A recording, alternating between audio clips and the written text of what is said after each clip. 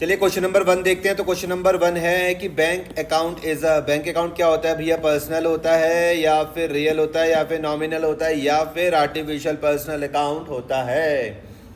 Explanation में लिखा हुआ है कि भैया bank account represents an institution और पर्सन, जैसे कि भैया SBI, HDFC एटसेट्रा। ठीक है। It's not a real assets like cash और फर्नीचर, बिल्कुल ठीक है। It's considered an artificial personal account because it represent a person और एंटिटी इन अकाउंटिंग बुक्स। ठीक है जी। रूल क्या हो जाएगा इसका भैया? पर्सनल का रूल क्या होता है? Debit the receiver, credit the giver. तो बैंक रिसीव्स और give money, so it's personal. ठीक है जी। क्वेश्चन नंबर 2 है accounting principles are generally based on practicability, subjectivity या फिर कन्वीनियंस इन रिकॉर्डिंग या फिर नन ऑफ द अबव। तो एक्सप्लेनेशन में लिखते हैं accounting principles are frame to be practical to apply in real life business scenarios, तो based on logic, experience and usability, not just convenience। ठीक है। ठीक है जी। एग्जाम्पल क्या हो जाएगा? मटेरियलिटी एंड कंजर्वेटिज्म, ये सब प्रैक्टिकेबिलिटी पर बेस्ड होते हैं। ठीक है। Convenience is important but principles are not made for convenience, they are made to ensure true and fair view. ठीक है जी। इसका करेक्ट आंसर हो जाएगा प्रैक्टिकेबिलिटी। और इससे पहले का क्या था सही आंसर? Personal account. पर्सनल था? नहीं भैया नहीं, आर्टिफिशियल पर्सनल अकाउंट था। ठीक है। अगला क्वेश्चन है, क्वेश्चन नंबर 3 है कि विच of the qualitative characteristics of accounting information is reflected when accounting information is clearly presented। फिर से बोलता हूँ, which of the qualitative characteristics of accounting information is reflected when accounting information is clearly presented? तो understandability, comparability, reliability या फिर none of these। Explanation में क्या लिखते हैं कि जब अकाउंटिंग इंफॉर्मेशन क्लियरली प्रेजेंटेड होता है ताकि सारे यूजर्स इजीली समझ सकें, तो उसे अंडरस्टैंडेबिलिटी कहते हैं। ठीक है जी। सही आंसर क्या हो जाएगा? अंडरस्टैंडेबिलिटी। रिलायबिलिटी का मतलब होता है कि डाटा ट्रस्टवर्दी और एक्यूरेट हो, लेकिन ये क्वेश्चन प्रेजेंटेशन क्लियरिटी के बारे में है। ठीक है। तो which of the qualitative characteristics of accounting information is reflected when accounting information is clearly presented? सही आंसर है अंडरस्टैंडेबिलिटी। 4th है book keeping is an art of recording business dealing in a set of books. Book keeping is an art of recording business dealing in a set of books. ये definition किसने दी? Spicer and Pegler ने, JB बाटली boy ने, या फिर कार्टलर ने, या फिर जॉन मैकनी ने? तो आंसर याद रखना है इसका, JB बाटली boy. Book keeping is an art of recording business dealing in a set of books, ये किसने दी? JB बाटली बॉय ने। तो JB नहीं है भाई, ये JR है। JR बाटली बॉय ने बुक कीपिंग को डिफाइन किया था, an art of recording business dealing in a set of books. ये डेफिनेशन बुक कीपिंग की बेसिक नेचर को रिफ्लेक्ट करती है, recording of daily business transaction. ठीक है। अगला क्वेश्चन है भैया, dash of accounting are like the foundation pillars on which the structure of accounting is based? Basic assumption, basic principles, basic concept या फिर नन ऑफ दीज। तो explanation में है अकाउंटिंग का स्ट्रक्चर कुछ फंडामेंटल अजम्पशन पर बेस्ड होता है। सही आंसर इसका क्या हो जाएगा? Basic assumption. पढ़ के देखता हूँ। Basic assumption of accounting are like the foundation pillar on which the structure of accounting is based। Explanation में लिखते हैं अकाउंटिंग का स्ट्रक्चर कुछ फंडामेंटल्स अजम्पशन पर बेस्ड होता है, जैसे गोइंग कंसर्न हो गया, मनी मेजरमेंट, अकाउंटिंग पीरियड। ठीक है। Going concern, money measurement, accounting period, इन्हें ही अकाउंटिंग के फाउंडेशन पिलर्स या बेसिक अजम्पशंस कहते हैं। ठीक है। गोइंग कंसर्न, मनी मेजरमेंट और अकाउंटिंग पीरियड। क्वेश्चन नंबर 6 है when the information about 2 different enterprises have been prepared and presented in a similar manner. ध्यान से समझना। When the information about two different enterprises have been prepared and presented in a similar manner. The information exhibits the characteristics of verifiability, relevance, reliability या फिर none of these. तो भैया पढ़ लेते हैं एक बार इसका एक्सप्लेनेशन. जब दो एंटरप्राइज का डाटा सिमिलर फॉर्मेट में हो ताकि उन्हें कंपेयर किया जा सके तो उस फीचर को कहते हैं कंपेरेबिलिटी. क्या बोलते हैं? कंपेरेबिलिटी बोलते हैं भैया. इस क्वेश्चन में ऑप्शन में कंपेरेबिलिटी दिया ही नहीं है, इसलिए डी कौन सा हो जाएगा सही आंसर? None of these. ठीक है, फिर से पढ़ लेता हूँ. When the information about two different enterprises have been prepared and presented in a similar manner, the information exhibits the characteristics of comparability. Seventh में क्या है? The primary qualities that makes accounting information useful for decision making are. The primary qualities that make accounting information useful for decision making are relevance and freedom from bias, reliability and comparability and consistency या फिर none of the above. Explanation पढ़ के देखता हूँ तो लिखते हैं relevance ensures कि अकाउंटिंग इंफॉर्मेशन डिसीजन मेकिंग में यूज़ हो. अच्छा, relevance. Freedom from bias ensures की डाटा न्यूट्रल और फेयर हो. Together they make the information trustworthy and useful for users. So these are a part of qualitative characteristics of accounting information. So relevance और freedom from bias. तो option number A. The primary qualities that makes accounting information useful for decision making are relevance and freedom from bias. Eighth देखते हैं तो eighth में लिखते हैं कि विच of the following is not a limitation of accounting. Not पूछा गया है. Based on accounting concepts, evidence in legal matters, omission of qualitative information, incomplete information. Explanation देखते हैं. Based on accounting concept limitation है क्योंकि ये अजम्पशन पे based होते हैं, लाइक गोइंग कंसर्न और कॉस्ट प्रिंसिपल. ठीक है. ओमिशन ऑफ क्वालिटेटिव इंफॉर्मेशन ये भी एक लिमिटेशन है. Staff loyalty, management quality are not recorded. ठीक है. इनकम्प्लीट इंफॉर्मेशन ये भी एक लिमिटेशन है. लेकिन एविडेंस इन लीगल मैटर्स ये लिमिटेशन नहीं, एडवांटेज है. किसकी? अकाउंटिंग की. कोर्ट में अकाउंटिंग रिकॉर्ड्स को एविडेंस के रूप में यूज़ होते हैं. तो सही आंसर इसका क्या हो जाएगा? Evidence in legal matters. ठीक है. नाइन्थ देखते हैं. नाइन्थ में क्या लिखते थे? Accounting concept that refers to the tendency of accountants to resolve uncertainty and doubts in favor of understanding assets and revenues and overstating liabilities and expenses is known as. The accounting concept that refers to the tendency of accountants to resolve uncertainty and doubts in favor of understanding assets and revenues and overstating liabilities and expenses is known as materiality, conservatism, consistency या फिर cost. Explanation है conservatism, जिसको हम prudence कहते हैं. Anticipated losses but never anticipated profits. B, यानी अगर doubt हो तो असेट्स और इनकम को कम दिखाना. ठीक है. लिएबिलिटीज और एक्सपेंसेस को ज़्यादा दिखाना. ये इंश्योर करता है कि फाइनेंशियल स्टेटमेंट सेफ साइड पर है, ओवर स्टेटमेंट ना हो. The accounting concept that refers to the tendency of accountants to resolve uncertainty and doubts in favor of understanding assets and revenues and overstating liabilities and expenses is known as conservatism. आगे, which of the following is not an event? Sale of goods, death of a manager, purchase of goods या फिर payment of salary. Answer है इसका death of a manager. Explanation में क्या लिखा हुआ है? इवेंट का मतलब है कोई ऐसा एक्शन जो बिजनेस को फाइनेंशियली इफेक्ट करता है. अच्छा. डेथ ऑफ अ मैनेजर में इमोशनली इम्पैक्ट द बिजनेस, लेकिन इसका मॉनेटरी वैल्यू असाइन नहीं किया जा सकता. ठीक है. हैंस सेल हो गया, परचेज हो गया, सैलरी पेमेंट, ये सब के सब क्या है? फाइनेंशियल इवेंट्स हैं. ठीक है. लेकिन मैनेजर की अगर डेथ हो जाए तो is not recorded event in accounting. ठीक है. क्वेश्चन नंबर 10 क्या बोल रहा था कि विच of the following is not an event. Answer था इसका death of a manager. Explanation में क्या लिखा था कि इवेंट का मतलब है कोई ऐसा एक्शन जो बिजनेस को फाइनेंशियली इफेक्ट करता है. डेथ ऑफ अ मैनेजर में इमोशनली इम्पैक्ट द बिजनेस, लेकिन इसका मॉनेटरी वैल्यू असाइन नहीं किया जा सकता. Hence, sales, purchase, salary payment, all are financial events.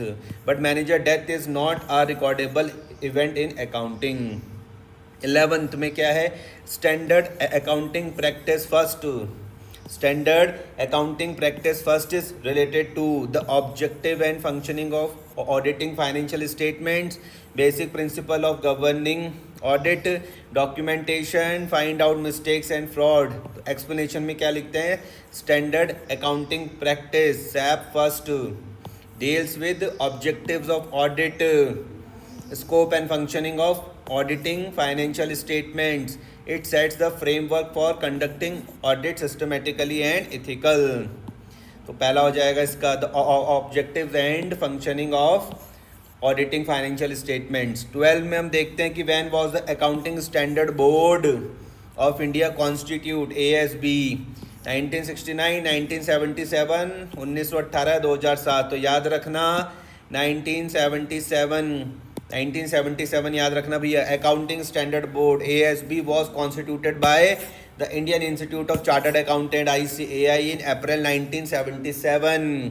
इसका काम था अकाउंटिंग स्टैंडर्ड को डेवलप करना, रिव्यू करना और इम्प्लीमेंट करना. कहाँ पे? इंडिया पे. याद रखने की ट्रिक याद रखना ASB is equal to 1977 start of structuring accounting standardisation in India. 1977 याद रखना भाई. अगला क्वेश्चन है the accounting standard board of India does not perform the following function. पहला formulation of accounting standards, review of accounting standards, issue of guidelines and clarification और उसके बाद है propagated the standards and pursuits businesses to adopt them. Explanation में क्या लिखते हैं? Accounting standard board formulates the standards but not independently. It only recommend while ICAI officially establish the standards. ठीक है, तो ब्रेक डाउन देखते हैं. ASB खुद से स्टैब्लिश नहीं करता. ठीक है, BCD ASB सब करता है, रिव्यू भी करता है, इशू गाइडलाइंस भी करता है और परस्यूट बिजनेसेस टू को अडॉप्ट करने के लिए. तो आंसर क्या हो जाएगा इसका? A. ठीक है, 14 देखते तो लिखते थे accounting standard AS3 revised became mandatory for the enterprise from 1/4/2001 for which of the following? Commercial, industrial and business enterprise whose turnover is exceed 50 crore, enterprise whose debt equity is not listed, all enterprise whose turnover exceed 2 crores, only banking and insurance. तो explanation पढ़ के देखते हैं. AS3 revised deals with the cash flow statement. ठीक है जी, and it become mandatory from 1st April 2021 for all commercial, industrial and business enterprise with turnover exceeding 50 crore. तो answer इसका A हो जाएगा. This helps improve transparency and cash flow analysis for large entities. ठीक है, 15 देखते तो 15 में क्या है? Which accounting standard is related to the effects of changes in foreign exchange rate? AS3 वैसे याद रखना भैया कैश फ्लो स्टेटमेंट का था. ठीक है, AS10, 9, 11 और 12. एक्सप्लेनेशन पढ़ के देखते. AS11 is the accounting standard that deals with the effects of the changes in the foreign exchange rate. AS11 याद रहेगा. AS11 कैसे याद रहेगा? फॉरेन एक्सचेंज रेट से. 1 और 1 11, अपना 1 गया, सामने वाले का 1 आया, तो ये क्या हो गया? फॉरेन एक्सचेंज हो गया. तो ऐसे करके याद रख लेना कि फॉरेन एक्सचेंज रेट याद रहेगा. The effect of changes in foreign exchange rate किस में है? AS11 में. किस में? AS11. ठीक है, अपना 1 गया, सामने वाले का 1 आया. It guides how to record foreign currency transaction, conversion of foreign currency balances, exchange rate differences.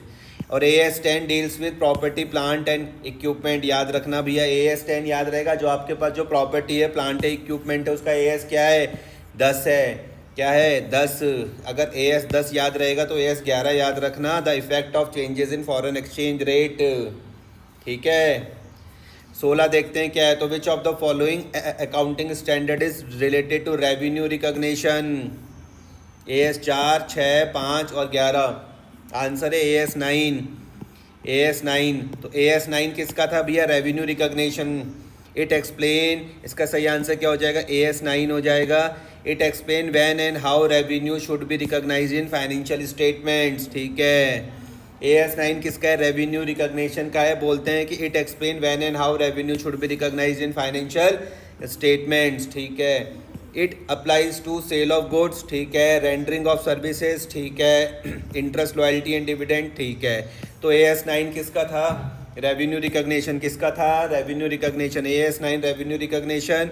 AS10 था प्रॉपर्टी प्लांट एंड इक्विपमेंट। और AS11 तो याद रहेगा the effect of changes in foreign exchange.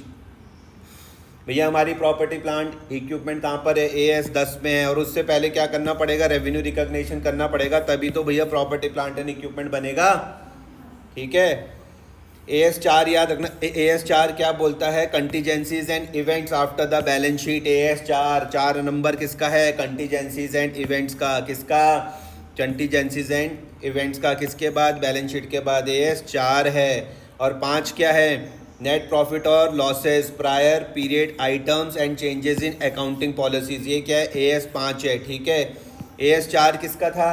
Contingencies and events before balance sheet date, याद रहेगा। AS5 याद रहेगा, net profit और losses, prior period items and changes in accounting policies. और AS11 तो पता ही है, फॉरेन एक्सचेंज रेट। एक हमारा जाएगा, एक सामने वाले का आएगा, तो foreign exchange rate. AS4 deals with, अभी हमने सीखा AS4 किस पे बात करता है? देखो यहाँ पर अभी हमने सीखा ना, ये contingencies and events after balance sheet date. तो देखते फॉरेन एक्सचेंज, नहीं फॉरेन एक्सचेंज का तो 11 है। Events after balance sheet date, हाँ ये है AS4 events after balance sheet date, ठीक है। और रेवेन्यू रिकॉग्निशन 9 था, अभी तो पढ़ा था ये, देखो रेवेन्यू रिकॉग्निशन 9 था। वैल्यूएशन ऑफ इन्वेंट्रीज ये देखेंगे, ये नहीं पता मुझे अभी। AS4 किस पे डील करता है? AS4 भैया डील करता है events after balance sheet date, याद रखना, ठीक है। AS4 is about contingencies and events occurring after the balance sheet date, ठीक है। AS4 किस पे बात करता है? कंटीजेंसीज में and events occurring after the balance sheet date, ठीक है। These are events that occur between the balance sheet and the date of approval of financial statements, ठीक है। It helps decide whether the event should be adjusted in books और any और only disclosed in notes, ठीक है जी। अब आ जाते AS6 में। AS6 किससे है रिलेटेड? सबको पता है, डेप्रिसिएशन अकाउंटिंग। AS6 तो सबको पता है, depreciation accounting. AS6 use to deals with depreciation accounting, the systematic allocation of depreciable amount over the useful life of the assets. AS कौन सा है इसका? AS क्या है? Depreciation accounting. AS6 याद रहेगा, डेप्रिसिएशन अकाउंटिंग। एक update soon low, AS6 is now withdrawn, ठीक है। और ये मर्ज हो चुका है किसके साथ? AS10 के साथ। AS10 revise. AS10 किसका था? बोलो मेरे साथ, प्रॉपर्टी प्लांट एंड इक्विपमेंट, ठीक है, ठीक है। Now depreciation is covered under AS10 property plant and equipment, ठीक है जी। 19 में हम देखते तो depreciation is a process of, क्या वैल्यूएशन का है? नहीं, एलोकेशन का है। इसका सही आंसर एलोकेशन होगा, एलोकेशन। लिखते हैं कि depreciation is not about valuation of assets, it's about allocation the cost of assets over it's useful life, ठीक है। So it's a systematic allocation of the depreciable amount, ठीक है। और डेप्रिसिएबल अमाउंट कैसे निकालोगे? जब आप कॉस्ट में से रेजिडुअल वैल्यू को क्या कर दोगे? माइनस कर दोगे, ठीक है। अब फॉर्मूला पूछा गया है किसका? रिटर्न डाउन वैल्यू मेथड का फॉर्मूला क्या होता है? Depreciation is equal to cost multiply by rate divided by 100, या depreciation is equal to cost minus scrap value multiply by rate upon 100। Depreciation is equal to book value multiply by rate upon 100। Written down value method का क्या है भैया? Depreciation is charge on the book value, याद रखना। Book value मतलब remaining value, book value मतलब remaining value. Oh my God, book value क्या है भैया? Remaining value. और उसी पे हम लोग क्या करते हैं? डेप्रिसिएशन चार्ज करते हैं, किसके हिसाब से? रिटर्न डाउन वैल्यू मेथड के हिसाब से, ठीक है। Of the assets each year. Formula क्या हो जाएगा इसका? डेप्रिसिएशन का फॉर्मूला हो जाएगा opening book value multiply by rate upon 100, opening book value multiply by rate upon 100। और स्ट्रेट लाइन मेथड का क्या होता है? SLM का।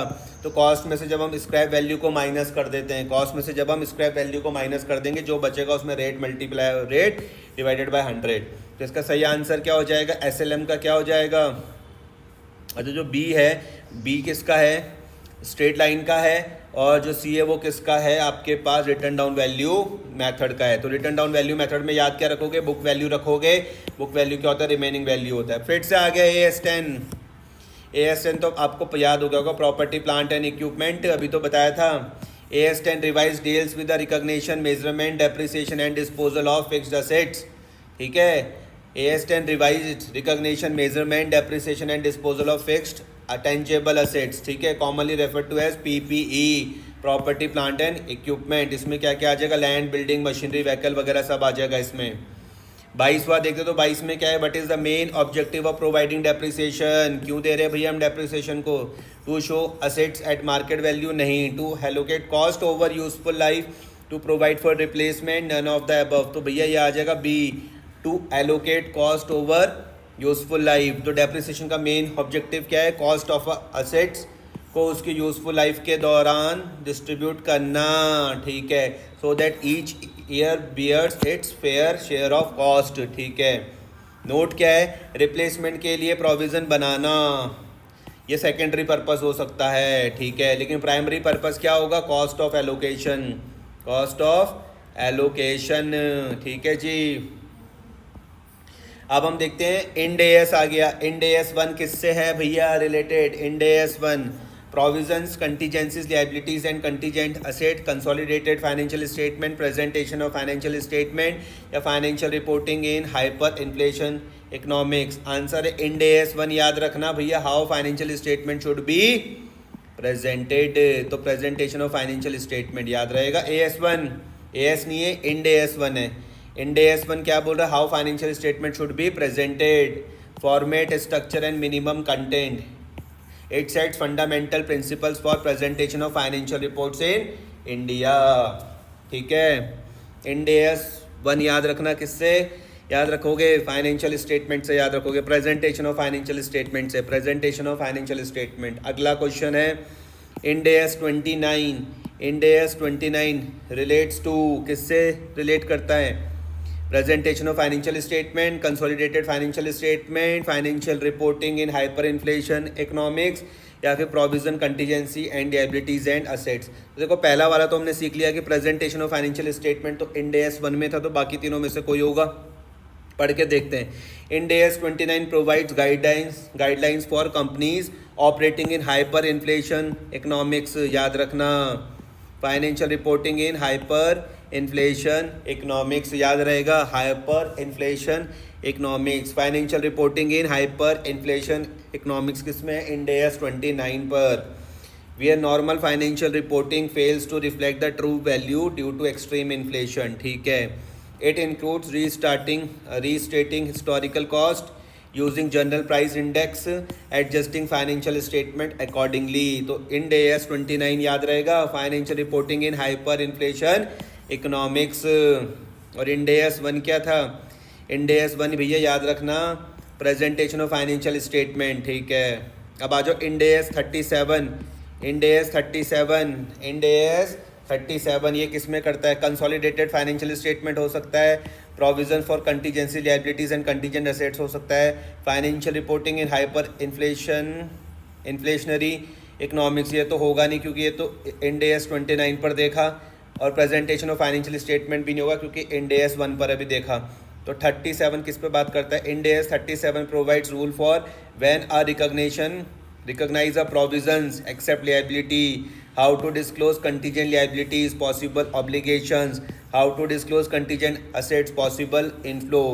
ये स्टैंडर्ड इंश्योर करता है कि ऑब्लिगेशन इनफ्लोज को प्रॉपर टाइमिंग और ट्रांसपेरेंसी के साथ दिखाया जाए। तो करेक्ट आंसर इसका क्या हो जाएगा, B, provisions, contingencies, contingent liabilities and contingent assets. Ind AS 37 याद रखना, इंड AS 37 याद रखना। अब 110 आ गया, इंड AS 110 किससे रिलेट करता है, प्रेजेंटेशन ऑफ फाइनेंशियल स्टेटमेंट नहीं भैया, इसके तो इंड AS 1 था, और financial reporting in hyper inflation economics इसके लिए कौन सा था, अभी पढ़ा था ना हमने, 29 याद रखो, 29 में क्या आ रहा है, हाइपर इन्फ्लेशन आ रहा है। और कंसोलिडेटेड फाइनेंशियल स्टेटमेंट या फिर प्रोविजन एंड कंटीजेंसी के लिए तो अभी हमने पढ़ा 37, तो इसका सही आंसर क्या हो जाएगा, कंसोलिडेटेड फाइनेंशियल स्टेटमेंट। तो Ind AS 110 defines how holding company should prepare consolidated financial statement, ठीक है। तो कंसोलिडेटेड फाइनेंशियल स्टेटमेंट कहाँ पर 110 में, और फाइनेंशियल और प्रेजेंटेशन ऑफ फाइनेंशियल स्टेटमेंट कहाँ पे था, इंड AS 1 में था। इसके की कॉन्सेप्ट्स क्या आ जाएंगे, अच्छा पूरी लाइन पढ़ लेता हूँ। Ind AS 110 defines how a holding company should prepare consolidated financial statement including its subsidiaries. Key concept में क्या आ जाएंगे, कंट्रोल आ जाएगा, पावर ओवर इन्वेस्टी आ जाएगा, कंसोलिडेशन प्रोसीजर आ जाएगा, या फिर नॉन कंट्रोलिंग इंटरेस्ट आ जाएगा। अब बात करते हैं AS 16 related to property plant and equipment, नहीं भैया नहीं। इंटेंजिबल असेट्स, लीज अकाउंटिंग या फिर बोरोइंग कॉस्ट। तो आंसर इसका AS 16 का क्या हो जाएगा, is AS 16 deals with how to account for interest and borrowing cost relate to acquisition, construction और production of a qualifying assets. तो मेन पॉइंट इसका क्या है, interest expense on loss used for fixed asset like building, capitalise not expensed immediately. Okay, अच्छा कौन बोल रहा है, AS 16 बोल रहे, AS 16 बोल रहा। तो AS 16 का क्या हो जाएगा आंसर, लीज अकाउंटिंग या बोरिंग कॉस्ट, बताओ भैया बताओ। बोरोइंग कॉस्ट हो जाएगा, क्या हो जाएगा, बोरोइंग कॉस्ट हो जाएगा। AS 16 याद रखना, बोरोइंग कॉस्ट, ठीक है। AS 16 याद रखना, बोरोइंग कॉस्ट का। AS 16 deals with how to account for interest and borrowing cost, how to account for interest and borrowing cost. Okay, accounting standard 16 क्या बोलता है, AS 16 deals with how to account for interest and borrowing cost relates to acquisition, construction और producing of a qualifying assets, ठीक है जी, ठीक है। AS 16 याद रहेगा, borrowing cost, AS 16 borrowing cost याद रहेगा। अब आता है AS 38, AS 38 क्या, lease accounting, intangible assets, borrowing cost या फिर इनकम टैक्स। भैया बोरोइंग कॉस्ट तो होगा नहीं, बोरोइंग कॉस्ट तो होने वाला नहीं, क्योंकि बोरोइंग कॉस्ट तो अभी हमने AS 16 पर पढ़ा ना। तो बच के ये 3। तो AS 38 किससे डील्स करता है, recognition, valuation, amortisation and disclosure of intangible assets. Okay, intangible assets के लिए AS 38 याद रखना, AS 38 याद रखना किसके लिए, इंटेंजिबल असेट्स के लिए, ऐसे पेटेंट्स, कॉपीराइट, ट्रेडमार्क और सॉफ्टवेयर। तो इसका की पॉइंट क्या है, intangible assets must be identifiable and controlled by the business to recognize under AS 38। तो इंटेंजिबल असेट्स याद रखना, ठीक है। अब AS 17, AS 17 is relate to lease accounting, intangible asset segment reporting या फिर रेवेन्यू रिकॉग्निशन। तो ये तो सबको पता है, सेगमेंट रिपोर्टिंग। AS 17 सबको पता है, segment reporting, reporting of financial information for different business segments and geographical segments of an enterprise. इसका पर्पस क्या हो जाएगा, help investor and stakeholders understand the performance of different parts of a large company. तो AS 17 किसका याद रखना, segment reporting याद रहेगा। AS 38 याद रखना, इंटेंजिबल असेट्स याद रखना। और AS 16 याद रखना भैया, AS 16 क्या था, बोरोइंग कॉस्ट। AS 16 क्या है, बोरोइंग कॉस्ट है। अब AS 22 आ रहा है, lease accounting, revenue recognition, income tax या फिर गवर्नमेंट ग्रांट्स। तो भैया इनकम टैक्स याद रखना, AS 22 में याद रखना। AS 22 deals with accounting for taxes on income, specially current tax और deferred tax. It focuses on timing difference between accounting profit and taxable profit and how to recognise deferred tax liabilities और assets, ठीक है। तो इसका AS 22 याद रहेगा, AS 22 याद रहेगा, ठीक है। AS 22 याद रखना, accounting for taxes on income. 31 है और ये लास्ट क्वेश्चन है। 31 क्या बोल रहा है, preparation of consolidated balance sheet of holding and subsidiary company. ओहो, फिर से आ गया है एक, preparation of consolidated balance sheet of holding and subsidiary company 10, 21, 23 या 27। ये AS है, अच्छा AS 21 है, AS 21, AS 21 specifically with consolidated financial statement of holding and subsidiary companies, ठीक है। अच्छा, एक इंड AS में आया था ना शायद, इंड AS में आया, देखो Ind AS 110, Ind AS 110 defines holding company should prepare consolidated financial statement including its subsidiaries. और ये क्या था, ये था भाई आपका AS 21, ठीक है। ठीक है जी। It guides how to combine financials of parent and subsidiary, eliminate inter company transactions, show non controlled NCI properly. AS10 याद रखना भैया, प्रॉपर्टी प्लांट इक्विपमेंट याद है। AS23 एसोसिएट्स नॉट सब्सिडरी और AS27 जॉइंट वेंचर। ठीक है, धन्यवाद आपका।